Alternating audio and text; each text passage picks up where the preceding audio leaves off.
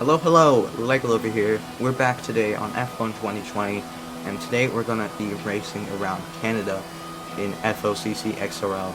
It's round 3 here in Canada today. We're in short qualifying, and we're on the medium tire, just like we were last week in Zandvoort, Netherlands. We think we may see some rain.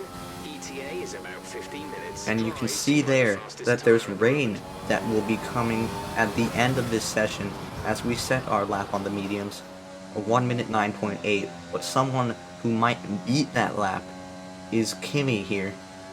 But as he heads into the final chicane, you can see here that he is not within the track limits and he has cut the chicane, and that has invalidated his lap time here.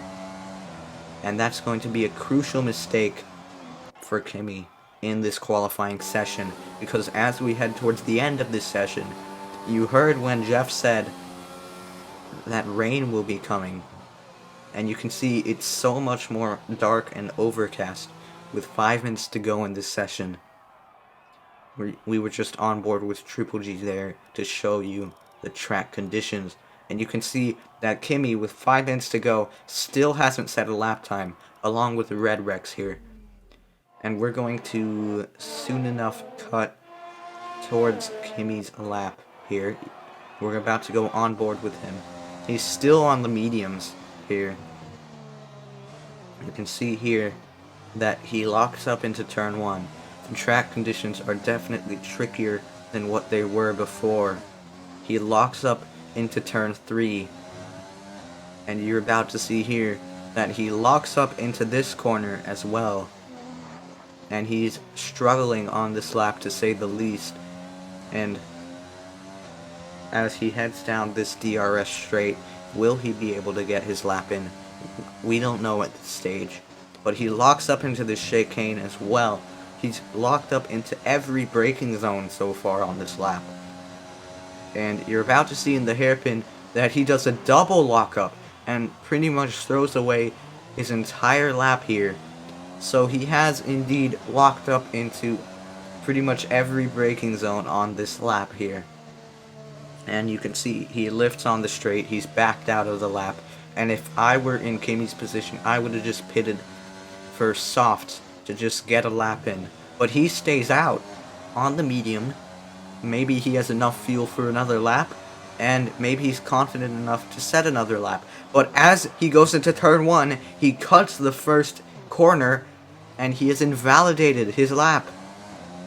With near on 3 minutes to go, as we cut on to 1.5 minutes to go, it started raining here on a very busy track, and Red Rex has crashed out of the session. He hadn't set a time yet. He's crashed into the wall of champions, and no doubt that's going to cause some trouble as people have to drive around that at the final chicane, finishing their lap.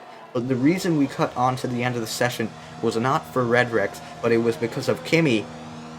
And you can see here, as he disengages the pit limiter, there's 1 minute and 7 seconds to go in this session, and at this stage, it was very unlikely that Kimi would be able to get a lap in, and it was pretty certain that Kimi would have to start from last on the grid as he cuts that chicane on the outlap. He's going to do that for a lot more corners here.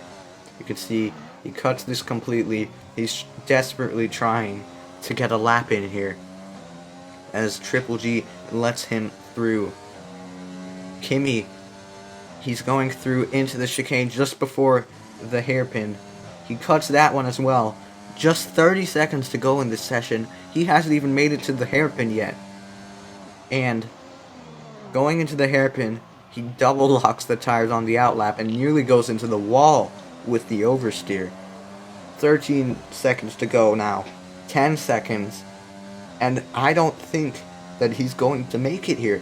5 seconds to go as he enters the final chicane. 3 seconds to go, and as he exits it, the AI takes over of the car, and the session ends before he can get a lap in. And that means, as you see the qualifying results here, Kimi will start from last on the grid here. as we head into the race now. We start on the medium. As we qualified on the medium, we claimed our second pole position of the season out of these 3 rounds so far that we've had. Trying to warm up the tires here. We're on the medium, and actually just before the race started, the lobby connection completely went out, and everyone had to reconnect to the lobby, meaning that the tire wear reset to 0%. So instead of starting the race on 2 or 3% old tires on these mediums, we're starting with 0%. But as we move on to the race start, 5 red lights. It's lights out and away we go, but too high, too Rem, and the McLaren has anti-stalled here, and everyone's now going into the back of each other, trying to avoid the McLaren, and all the damage that was caused from that anti-stall actually triggers the VSC. So the lights were on for a very long time, and apparently too high, too Rem's wheel disconnected just before the lights went out, and the anti-stall ended up engaging before he could start there. And this VSC is going to be out for pretty much all of lap 1, as too high, too Rem all the way back, nowhere near the top 10, I'd assume, as Throne Glow is now P2 on the soft, Disposable Stew on the medium in P3, Leclerc P4 on the soft, and Triple G P5 on the soft. And at this stage, as the VSC is ending here, Disposable Stew was the main threat to our race, as he was on the same strategy as us, and he was not too far behind from us, actually, as we make a silly mistake, and we already have our first warning of this race. After not even completing a single lap, we get a warning. But as I was saying, Disposable Stew is the main threat to our race, but the gap is increasing rapidly here, and you're gonna see that that's because you can see on the minimap a massive train of cars behind, as we set a purple first sector. That massive train of cars pretty much fought for the entire race, really, and only a few people were able to get out of that train of cars. As they all battled through their chaos, we get our second warning of the race, and the gap is already nearly 2.5 seconds as they're all battling through their chaos and dive bombs here, as they're bunching up through the hairpin, as you can see on the minimap. Throne Globe still leads that train of cars, with Disposable Stew close behind. But throughout this first stint, we were struggling with consistency, not with just delivering pace lap after lap, but also with track limits, as the DRS is enabled as we set the fastest lap of a 1 minute 11.5, which is pretty decent for the first stint on mediums, as Throne Globe has already gotten a penalty, as we were talking about track limits there. The gap to Throne Globe is nearly 4 seconds as we set a purple first sector. And yeah, as I was saying before, on this first stint we were struggling with confidence in the car to really push the track limits and push for consistency lap after lap. And that's how we ended up getting actually a few penalties, not just one, throughout this race for track limits. If you get 3 warnings, you get 1 penalty of 3 seconds, and that continues on and on the more warnings you get. But now, Disposable Stew has actually made the overtake for P2, but we have now received a 3-second penalty on lap 3 of this race, and to add salt to the wound, we don't even set the fastest lap with that penalty. The gap is now 6.5 seconds to Disposable Stew, and now that he's in P2, he's even more of a threat to our race than what he was before, but we're already pulling out the gap, so Disposable Stew, like us, could possibly be struggling for pace and consistency, but he could be struggling even more than we are, and he gets a 3-second warning, a 3-second penalty in this race. So now each car in the top 3 has a 3-second time penalty to their name. As we go and cut on to lap 6, we're going to stay on board for this lap because this is actually the lap where we set the fastest lap, I believe.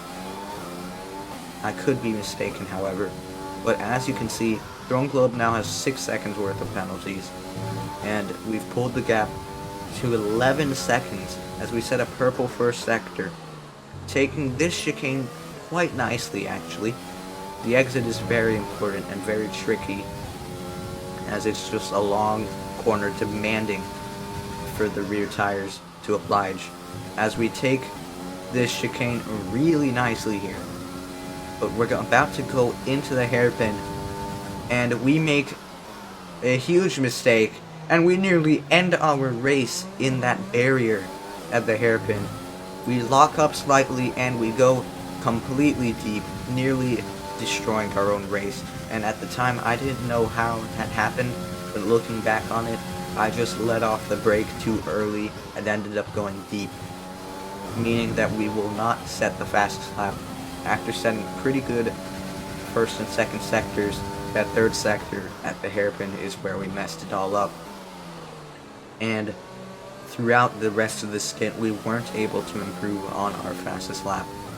But moving on to lap 10, this is the final lap of our first stint, as we're going to pit onto the softs on this lap.